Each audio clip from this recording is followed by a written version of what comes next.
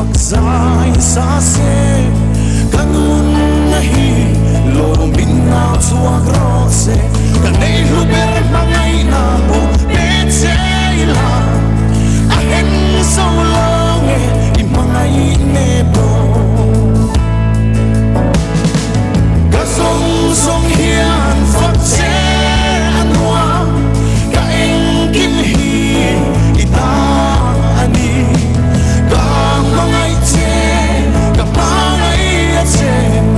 kasong song hian phật che anwa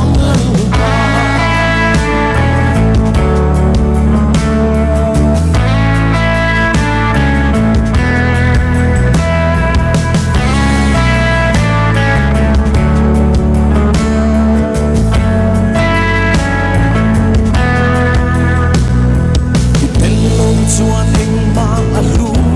zolo I om chuan ka tan le va na chang chi ka thak lel berri ni ka lung lam nai ni ka song song hian phật che anuam lang ba ka song song hian phật che anuam ka eng kim hi ita ani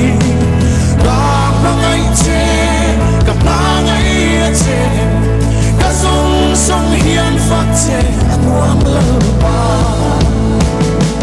ka song hian phật che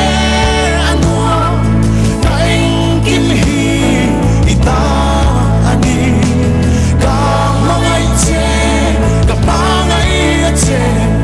ka song hian phật che anuam lang ba